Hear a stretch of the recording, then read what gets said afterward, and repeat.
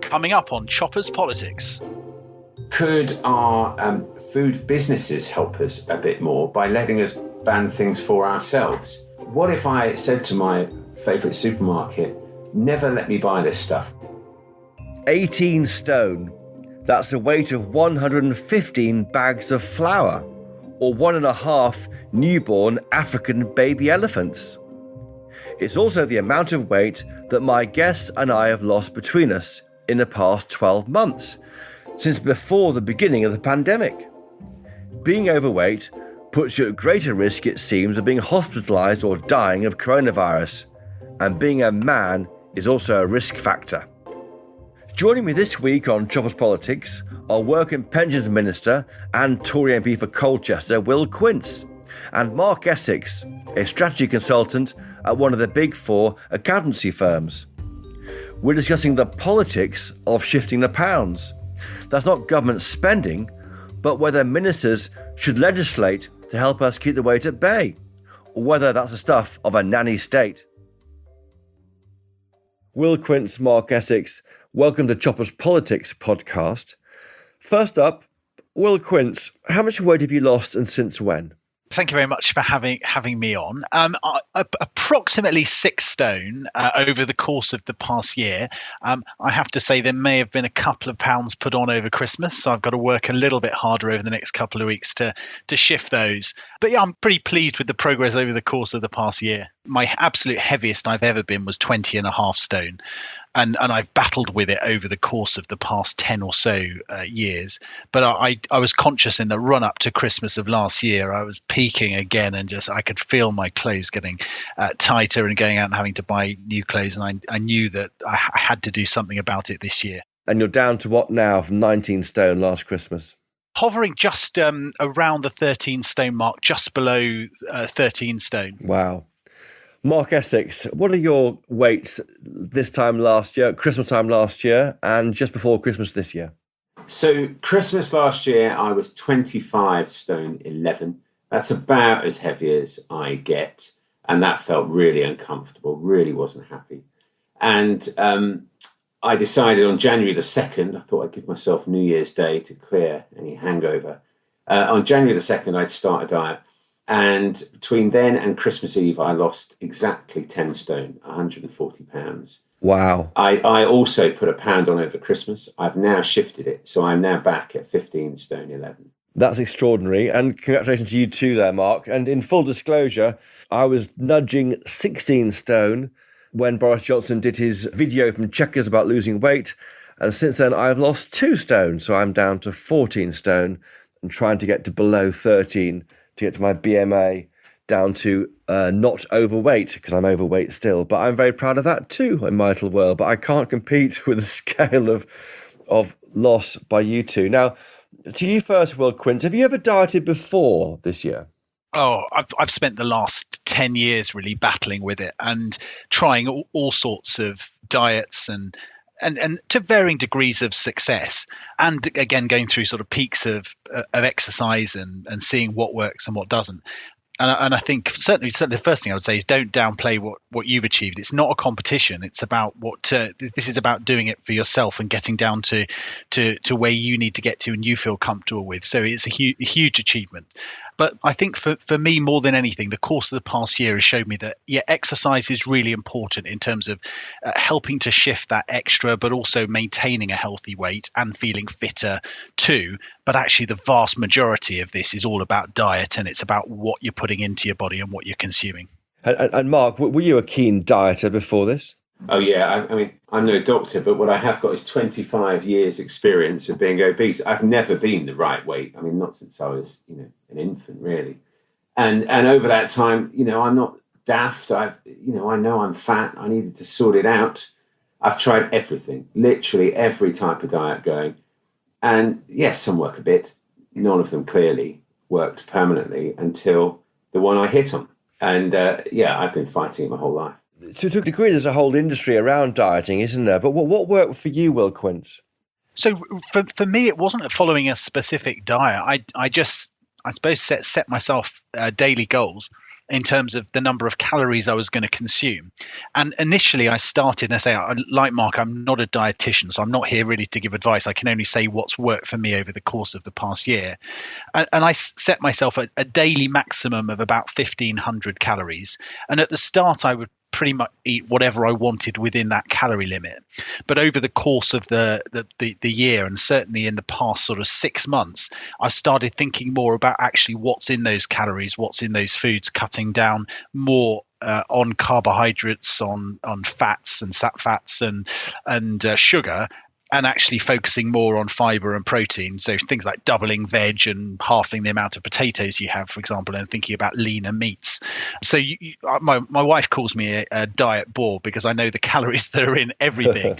But it does really make you think about what you're consuming. And then also when you start doing the exercise too, and you go out and you run a few kilometers and you think, well, hang on a minute, that kilometer that I just did was pretty hard work, and that was an equivalent of about 75 calories. You're thinking, do I really want to eat that now? Because I know how hard it's going to be to work it off later today or tomorrow. Yes. Did you find it hard, though? I mean, do you find that in your job as a minister, you do tend to snack at the wrong time? And I found as a journalist, because I have to work very hard at the end of the day to get the best, most up-to-date news for the following day's paper, you'd always grab a chocolate bar at 6 p.m. to give you that sugar rush. And it's dealing with that urge to snack when you're feeling a bit tired, I think. I think that's absolutely right. And I think one of the things over the course of the past year was trying to get into the habit of eating proper meals at meal times.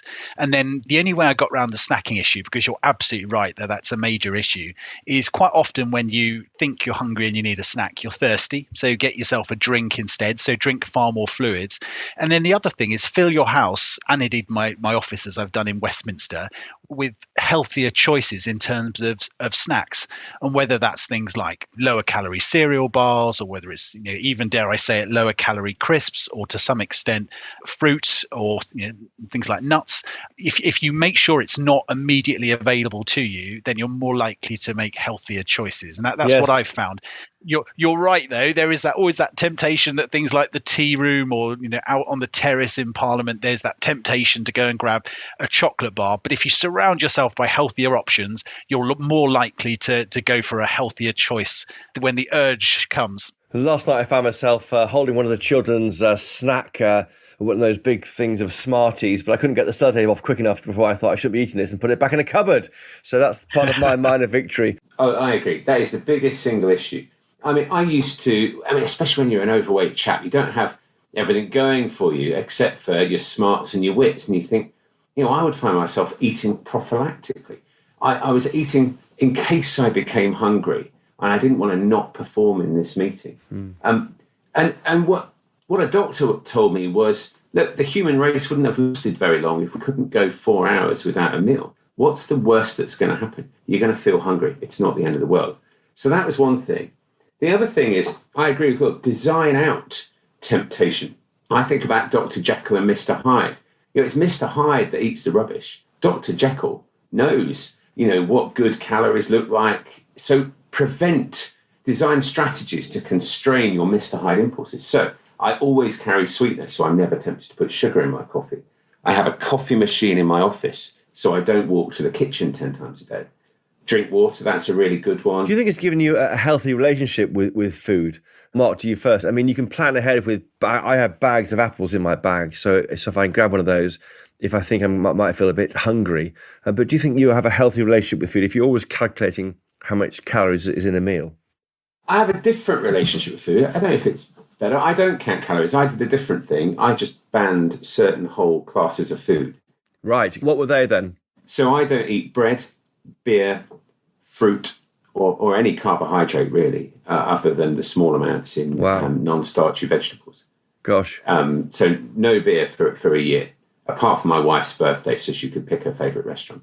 But other than that, I just ban it. And that means I don't have to think about calories all of the time, because I've created guardrails to live in. That's how it worked for me. Different people find different strategies. Mark, you said that you gave up beer. I wondered if that in any sense made you a different person in the sense that in the old days you might go out for a beer with a mate.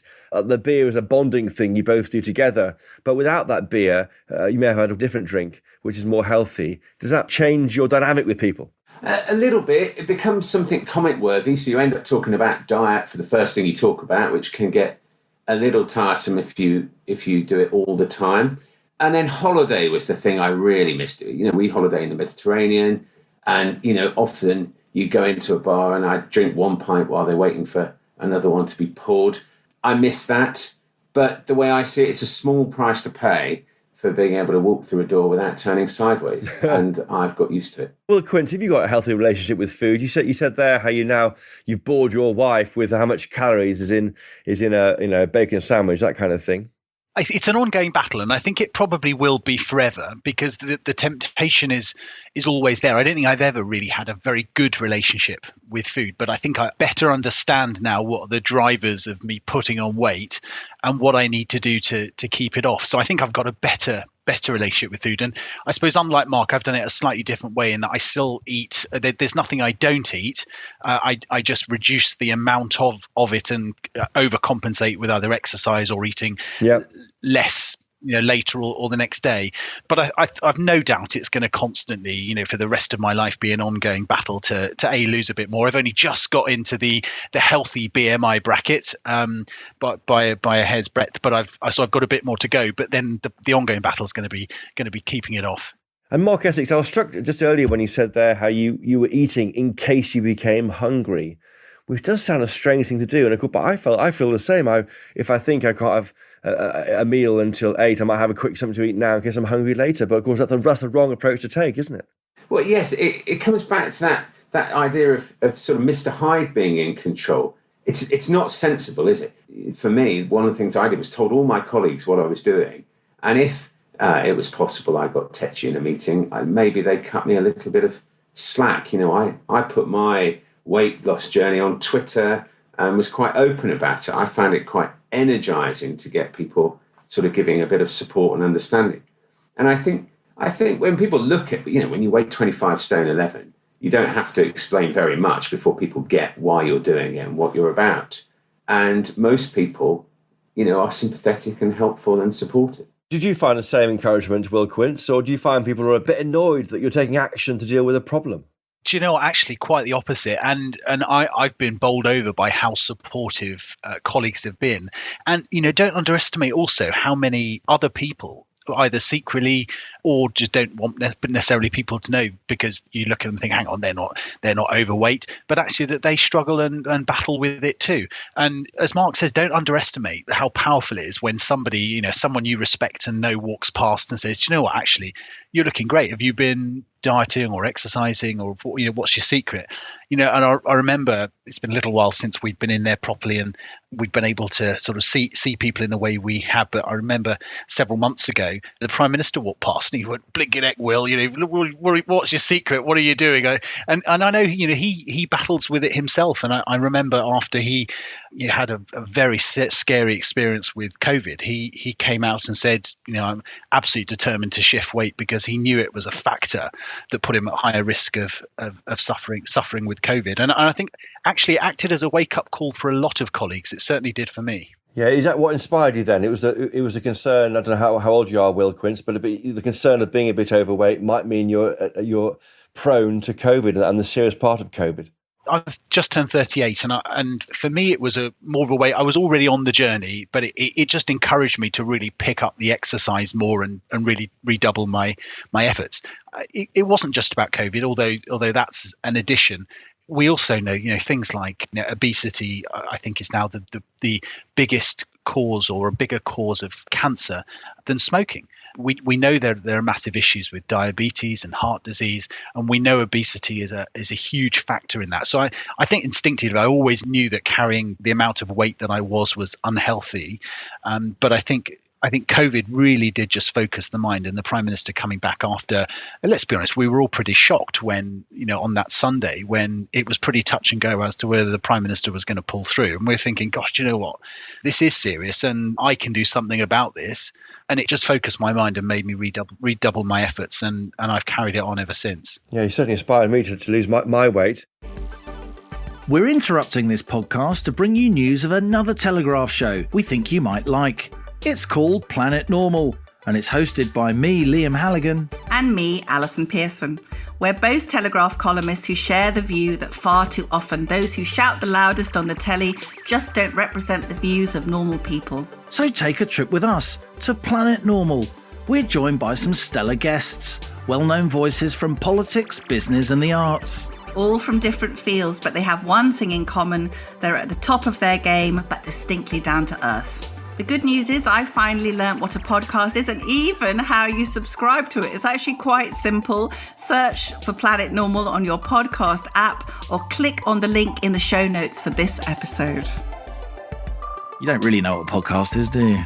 I am one. Look, I am one. Who needs to know what it is? I am one, okay? Shut up.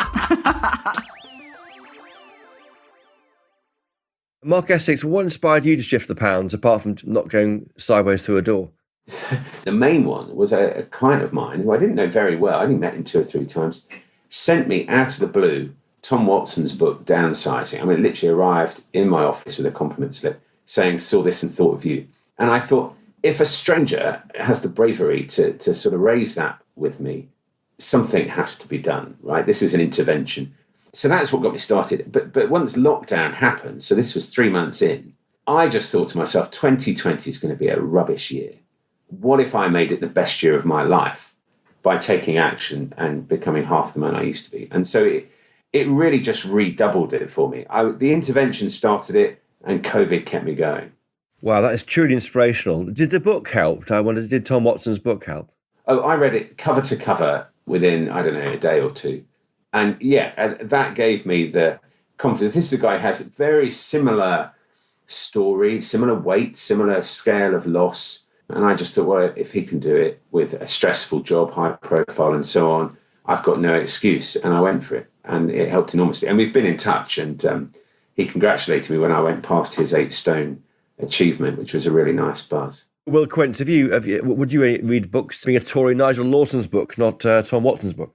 So I haven't read any specific books. I know Nigel, I think, put it all down to eggs and Diet Coke. I think were his two big things. But I mean, actually, the internet is a great resource where there's all sorts of testimonies from all sorts of people. But I think for me, the biggest encouragement actually came from sort of family and friends and colleagues. It's those little moments that you remember that sort of spur you on. And my eldest daughter, who's 8 years old, came and gave me a cuddle. And she said to me, Daddy, this is the first time I've been able to get my hands around your tummy and my hands have met.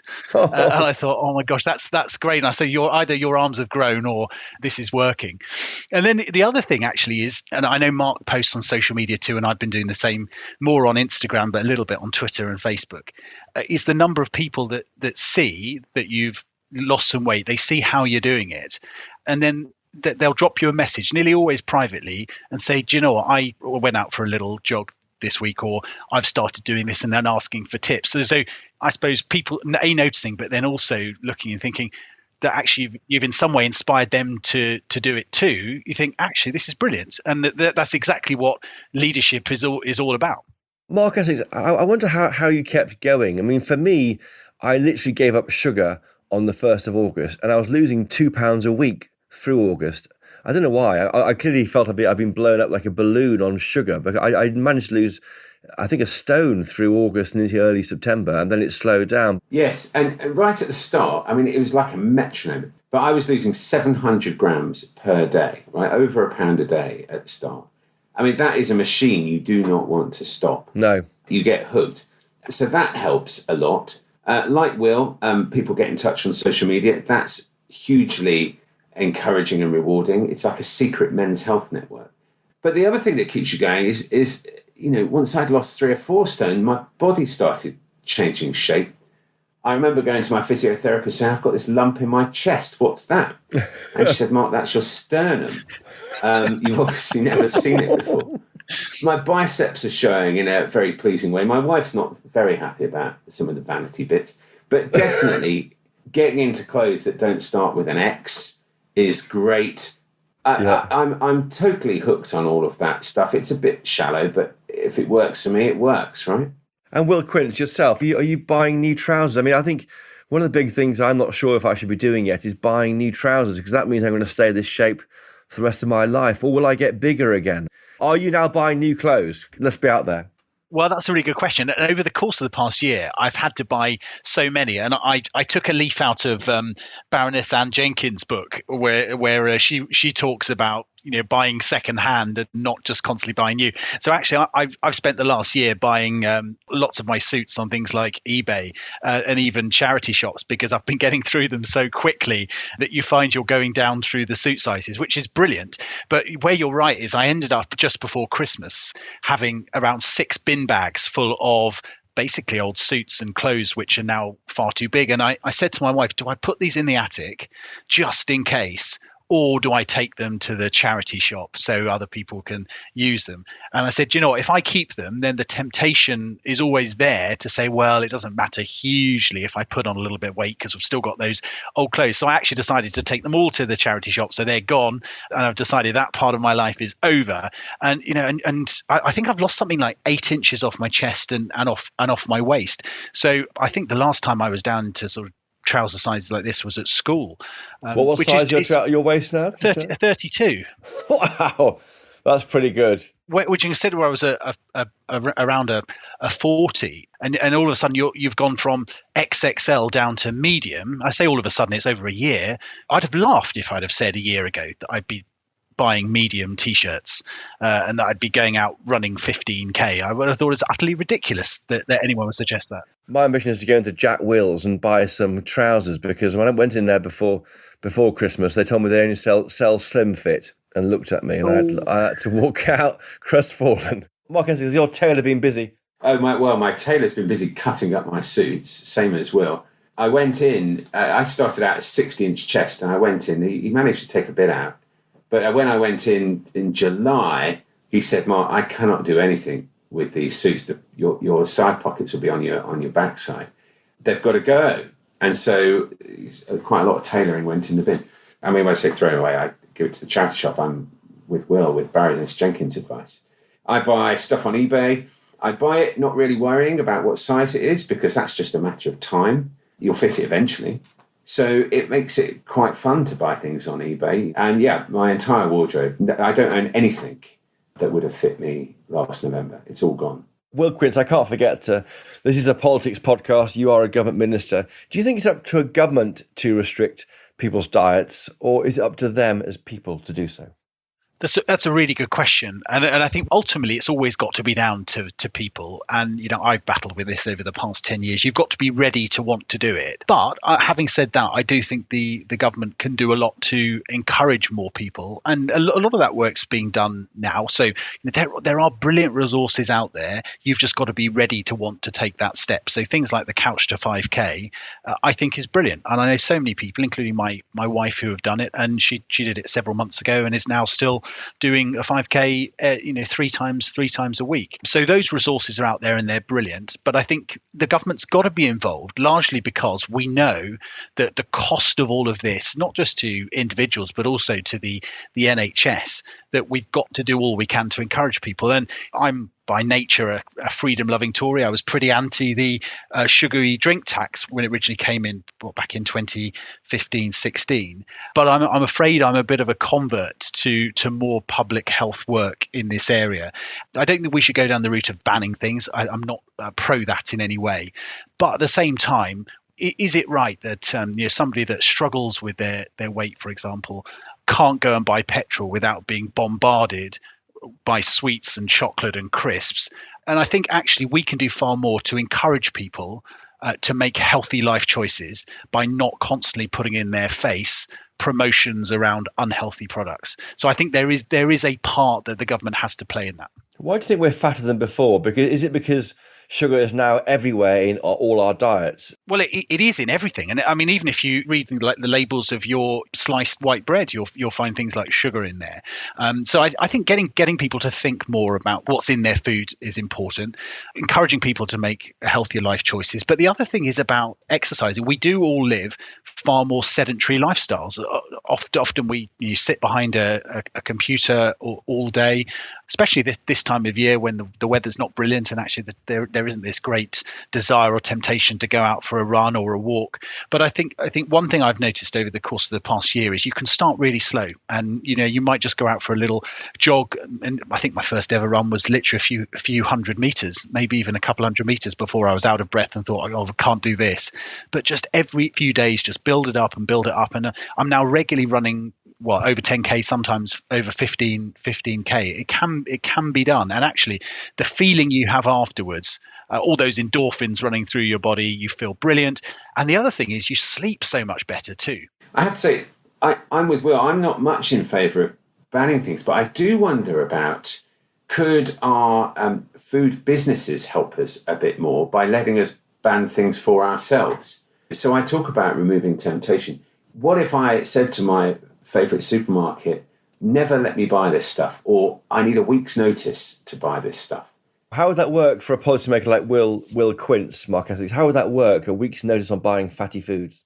Well, I don't know if it's a policy. I think you could have a relationship with your favourite supermarket where you say, look, I'll give you all my business for a year. I'll have a subscription with you if you like. That's good for them.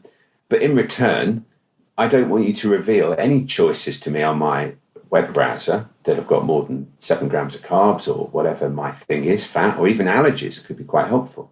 And if I try and put beer in my basket, you tell me, look, you can't have that for a week, which might be enough to put me off. Great idea. I think you can make more money supporting Dr. Jekyll than pleasing Mr. Hyde. That's my hypothesis. Will Quince, should supermarkets, should they be able to work out what you can and can't eat and police it that way, help you out? Well, I mean, ultimately, Mark's suggestion isn't about what the government should do. This is about a relationship between the individual and their supermarket. And to some extent, these things already exist. So, for example, where there is potential for harm, things like online gambling, or even the national lottery, you can set yourself limits as to, how much you are willing to spend. And then that is regulated on your behalf because you have that relationship. So I think it's an interesting idea, which I have no doubt some of the supermarkets may wish to explore. But I think where Mark's absolutely right is it is really hard sometimes to make healthy choices when you're bombarded with things that you love, that are always on offer, that are by their very nature unhealthy.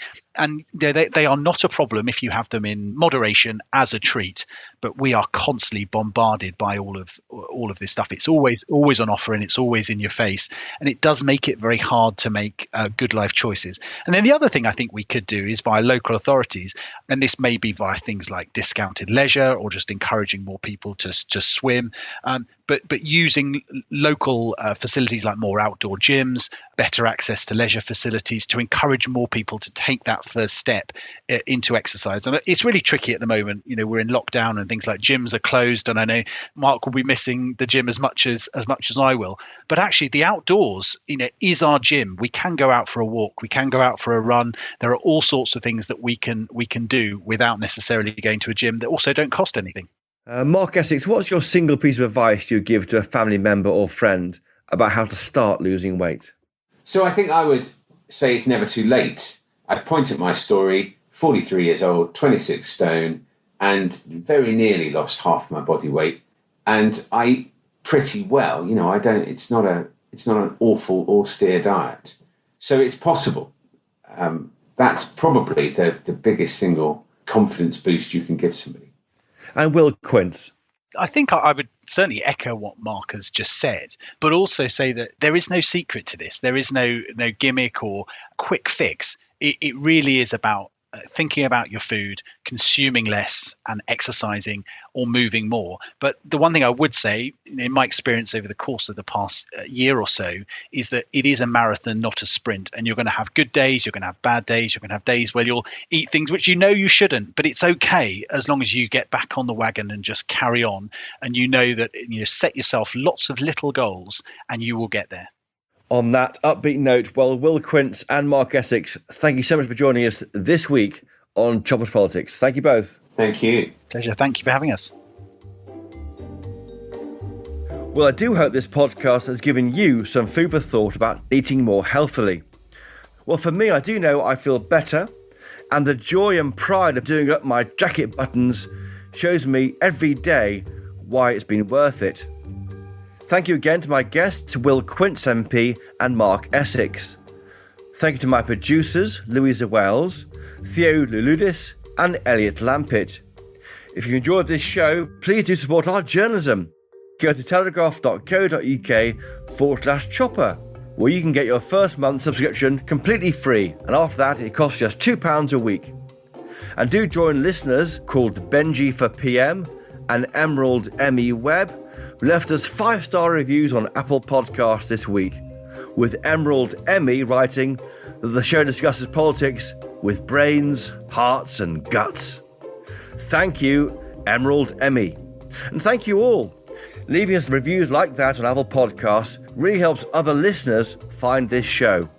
And don't forget, please do email me with suggestions for guests or stories you think we should be covering on Choppers Politics. Please email me, chopperspolitics@telegraph.co.uk, or tweet us @ChoppersPodcast. And of course, if you can, please buy a copy of the Daily Telegraph. You won't regret it. Until next time, cheerio!